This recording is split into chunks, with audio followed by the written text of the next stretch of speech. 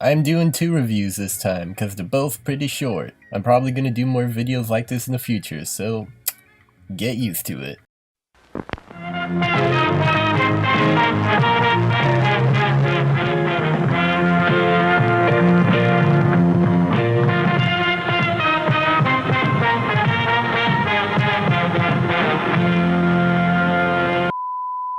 We're the Sisters Brothers. We're good at what we do.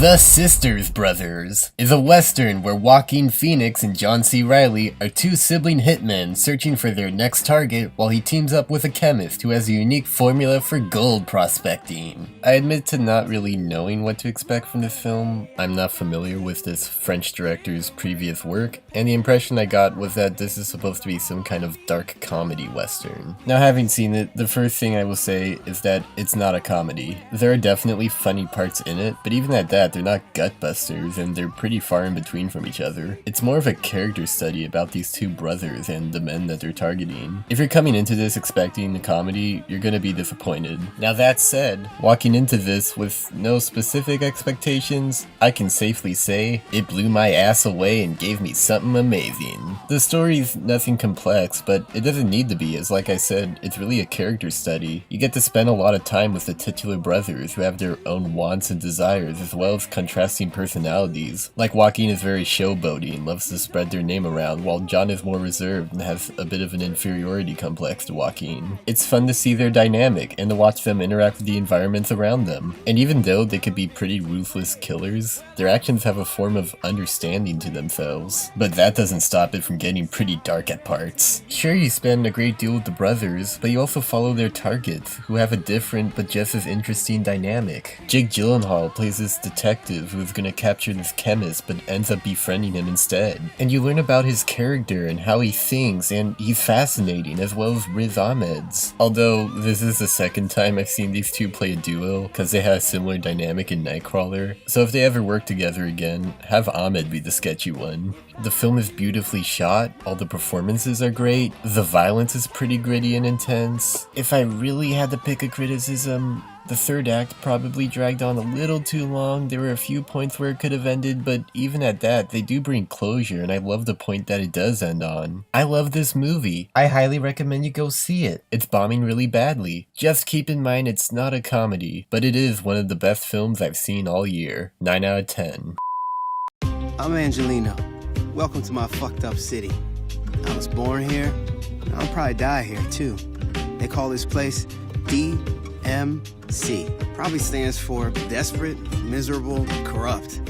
MFKZ, or as it's known in every other country, Motherfuckers, was a French comic made into a Japanese animated movie set in a dingy Californian environment, where this loser guy gets into an accident and experiences strange visions and fits of rage, only to discover he's part of an alien species set to destroy Earth. It's up to him and his flaming Ghost Rider-looking friend to put a stop to their evil plan, but it won't be easy, as they're on the run from mobsters, gangs, their obnoxious friend, and other shady characters in their gritty world. I'm not familiar with the comic that this was based on, nor have I really seen anything of this movie apart from a trailer, so I went into this kinda blind. It also seems like the movie's getting kinda trashed by some critics, and well, having now seen it, to be perfectly honest, I had a total blast watching this. It's just this insane, balls-to-the-wall, unapologetic experience. It's made by Studio 4C, the people behind all the movies being named right now. And it shows. The design of the environments are packed to the brim with grungy detail with some nice-looking CG shots thrown around. The animation style lends itself to a lot of creative movements and color palettes. This also applies to the design of the lead characters. They're supposed to be these outcasts in their city, both within the story, but also in how they look. While everyone else is basically human, these 2 are just this black alien and flaming skull. And their sucky friend is also this small cat thing, which helps sell the idea that even though he sucks and they don't like him, they still consider him their friend, cause who the hell else would he be with? All that they really have is each other. I'm probably being a little too analytical on the movie called Motherfuckers, so here's a rundown on some stuff that I liked. While the 2 leads are not at all complex, They work as being relatively straight-laced in comparison to the far more turbulent supporting players, which include this crazy hitman, this league of helpful wrestlers, and a Shakespeare-quoting gang leader voiced by Riza. Oh, and speaking of, the English dub is really good, and this seems like a movie that benefits from it.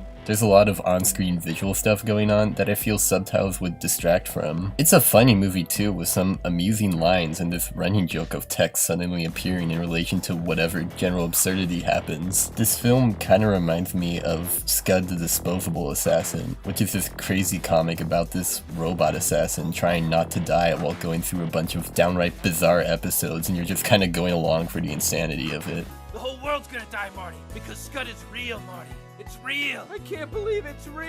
Scud is real, Marty. It's real. It's real. It's real, Marty. It's not just a Scud is comic book. real, Oh, Marty. it's real. Scud is It's real. Oh no, Scud it's is real. real, It's Marty. real. Now, despite all the positive stuff I'm saying about it, and there is good stuff in it, the movie was not great. It had some issues. There are parts in the story that didn't make a whole lot of sense. That whole love plotline was pretty weakly handled. It loses some steam around the halfway point. There was this one scientist character who was introduced pretty randomly, and at first I thought it was just a gag character, but he then appears prominently after that. There's also this one part that involves this kind of freeze-frame slideshow format that looked pretty cool, but it does make me wonder if they were fully written scenes that had to be cut out due to budget or whatever. I can easily see how this is not everyone's cup of tea, as even though it's really violent and juvenile, there's also a lot of racist and sexist stereotypes, but it didn't really bother me because I'm a white male.